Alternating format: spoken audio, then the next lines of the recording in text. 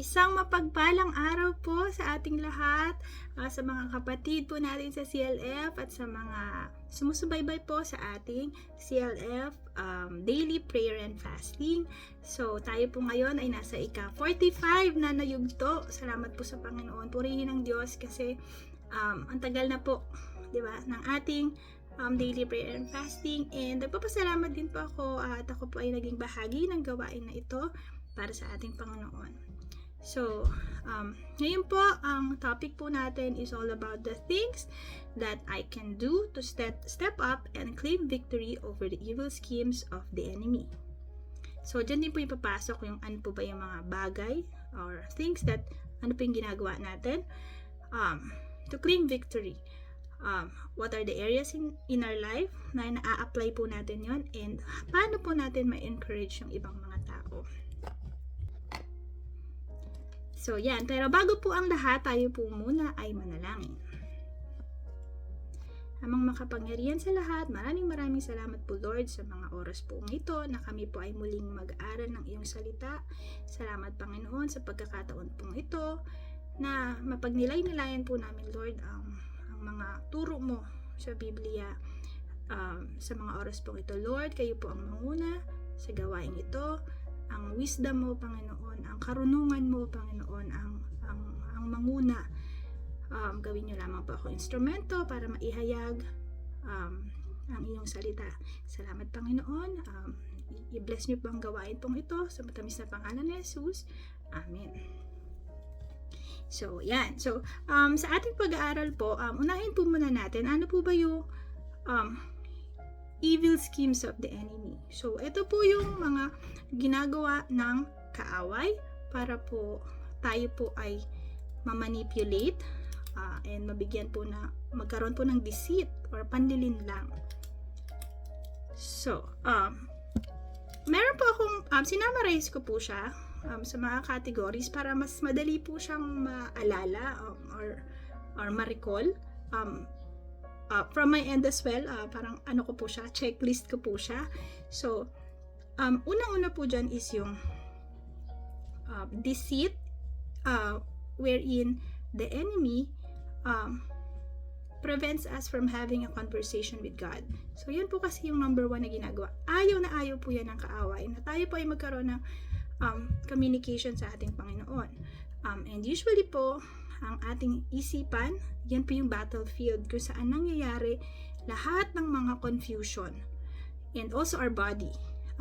Yung sa mind po natin, dyan po papasok lahat ng magbibigay po siya ng confusion. Mag-i-insert po siya ng confusion sa isip natin about the power of God, yung ano po yung mga ang miracles na kayang gawin ng Panginoon, sino ang Diyos, sino si Jesus Christ na ating sinasamba. And also, pwede rin po dyan yung ating katawan, yung body po natin, yung hormonal changes, ayan. So, minsan nagagamit din po yan para, wala po tayo sa alignment with God. So, ako po, tayo pong mga Kristiyano, hindi naman po tayo naging Kristiyano dahil sinabi ng iba or dahil ang mga kaibigan natin or mga magulang natin ay Kristiyano. Tayo po ay naging Kristiyano because it's a personal choice. So, dahil nagkaroon po tayo ng personal encounter sa Holy Spirit, sa kapangyarihan ng Panginoon sa ating buhay, pinili po natin yon because of that personal encounter, because of that personal experience na atin naranasan anong makilala po natin ang Panginoon. Now, when there is confusion there, malinaw po na yung enemy ay kumikilos. And it's stealing in our mind na hindi yan nangyari, hindi yan totoo, or guni-guni mo lang yan. But no, kasi may personal encounter po tayo sa Panginoon, at yun po yung pangahawakan natin. Number 2 po, is yung fruit of the Holy Spirit. Is it being attacked? Ito po ba ay shaken? Ito po ba ay missing or absent? Because if yes, then the enemy is on attack. Ano po ba yung mga fruits of the Holy Spirit natin? Yung love, yung joy, yung peace, patience, grace, goodness, faithfulness, gentleness, and most importantly, yung self-control. So, if being attacked po yung mga fruits na yan, or if missing or absent po yung mga yan, that's a clear sign that the enemy is under attack. Ngayon, ako po personally, parang ano po siya na sign sa akin kapag yung joy, missing po siya, nawawala po siya. And yung self-control, kasi 'di ba, yung joy is pag nasa Panginoon ka, simple things masaya ka eh. Yung joy mo ibang klase, 'di ba po? And yung self-control naman po, ito po ang daling as a human, napakadaling atakihin po tayo dito sa self-control na to, kasi it's a fight between our flesh, your desire, yung desire po ng flesh natin, and ano po yung kalooban ng Panginoon. So sometimes yung overuse of gadget, ayan, we're being attacked kasi instead of mag-pray, mas inuuna po natin yung mag-gadget. What else? So yung mga ninanakaw po yung oras natin para sa Panginoon. And yung self-control po natin is nawawala. The enemy is present. Yan po. And number 3 po is yung conflict. Yan po isa sa ginagawa ng kaaway. It creates conflict. Although conflict po, ang pagkakaroon ng conflict is normal lang, kasi as a human, kumbaga, our brain is designed to question things, to decide, to use our mind, and to weigh things logically, diba? Design po yung isip natin dyan eh. But if that conflict creates anger, hatred, division sa family, sa church, sa organization, sa isang grupo, and injustice, and also to plot harm para sa ibang tao, then that conflict is gawa po yan ng kaaway. Sa bansa, conflict sa isang bansa, so mararamdaman po natin, diba, if the evil is very active po siya sa nangyayari sa isang bansa. And also, pwede rin po siya mangyari personal, within ourselves. Yung battle po is within yourself. Yung confusion mo, yung hindi mo nakilala yung sarili mo, nalilito ka anong nangyayari sa'yo, diba? Parang, alam mong hindi ikaw yan, pero naguguluhan ka na, diba? Yung, sino ka ba? Ano ba yung identity mo kay Kristo? Ano yung kahalagahan mo? Ano ka bilang anak ng Diyos? Nalilito ka, then you're being under attack. So, just to share po ako, after ko po manganak, nagkaroon po ako ng, I think it's called postpartum anxiety, kung saan yung, alam mo, yung conflict po is lahat nasa isip ko. Yung feeling ko pagod na ako, and then parang lahat po ng responsibilities nasa akin. So sobra po yung battle sa isip ko and sa puso ko, and I tried to search for medical help. Nagpa-counseling po ako, and I talked to a counselor, and nabinigyan niya po ako ng tips. And ako, bilang aware po ako sa nangyayari sa akin, in-apply ko po yun. But still, something is missing pa din. Parang may kulang pa rin siya. Hindi ko totally mahanap yung maibalik yung dating ako. Yung, parang hindi ko nakilala yung sarili ko. And then I just, and I pray to God na I seek medical intervention, but still, magulo pa rin ako. So I go, Lord, please help me. Please open the door for healing para sa akin. And I know that God works sa buhay ko po ng mga panahon na yon, kasi inayos niya po lahat ng mga kailangan gawin. Inayos niya yung relationship ko sa asawa ko. Natuto po ako mag-open up ng aking nararamdaman at sabihin kung ano yung nasa isipan ko. So yung mga bagay pong yun, unti-unti po na bumalik po yung joy ko bilang asawa, bilang mama, bilang kapatid, bilang tao. Bumalik po yung joy ko doon. So and that is the work of God. Si Lord po yung gumawa noon. Kasi ako by myself, trinay ko na po siya isolve sa paraan na alam ko. Medical, lumabas, go outside, go out, have a bonding with nature, ganyan. Pero hindi niya po mako-complete yung healing mo.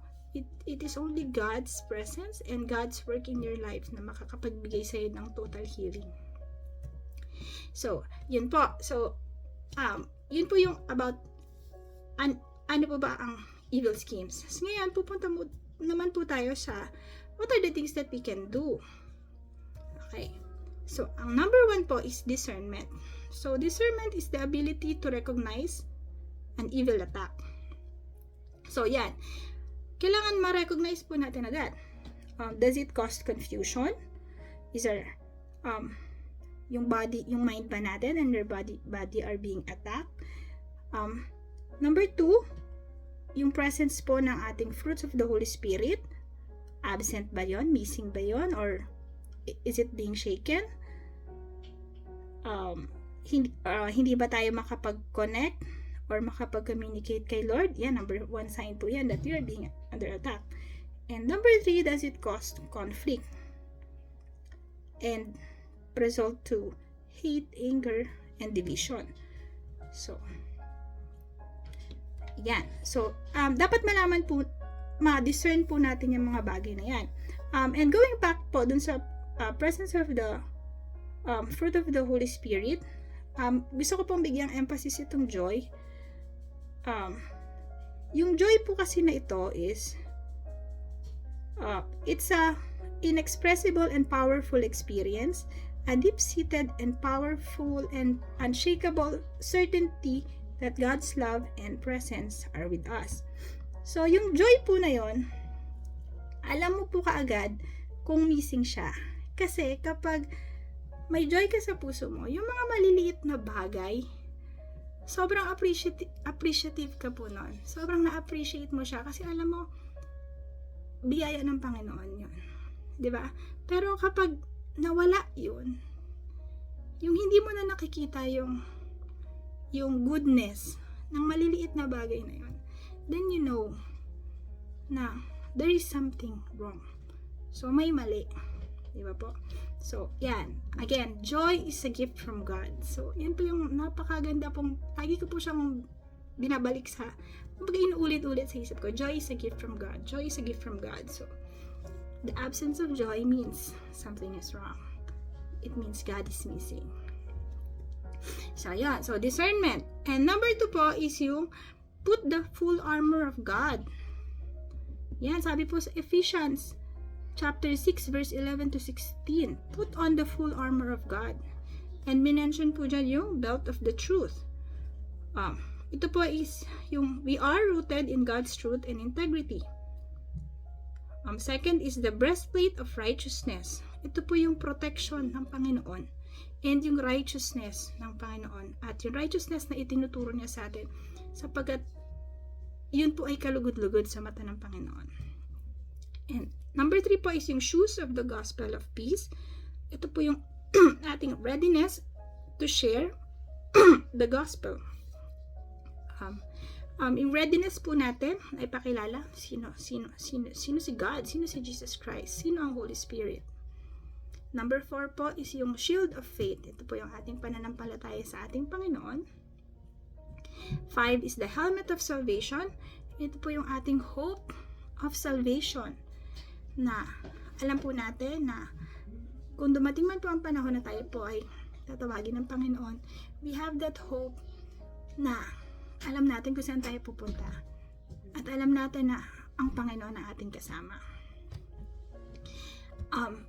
Number 6 po, yung ating sword of the Spirit, which is the Word of God. ito po yung weapon to defend against the spiritual warfare. So ito po yung gusto ko siyang bigyan ng emphasis because among all the armor of God, ito po yung ating defense.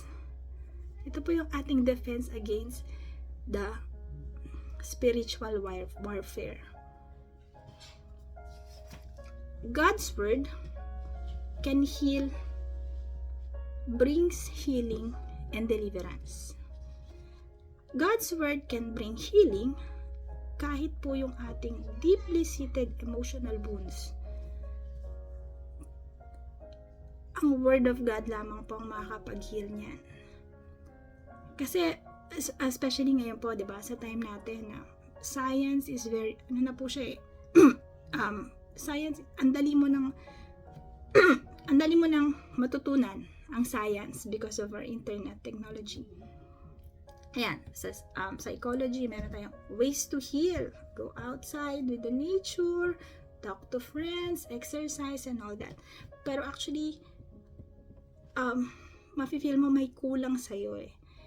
May kulang sa'yo kahit i-apply mo yung lahat. And that missing piece is yung God's love, God's word, and God's healing. So, yan po yan. God's word brings deliverance. Diba? It is our defense to the evil lies, confusion, conflict, and manipulation. Diba? When we speak the word of God, it's our defense. Kumbaga, yan po yung ating panlaban against the temptation na binibigay sa atin ng kaaway. That's why when we pray, diba, we rebuke in Jesus' name. Because that has power. Kasi even Jesus, siya po, nirebuke niya po kung ano po yung sinasabi ng kaaway. And yun din po yung tinuro sa atin ng Panginoon.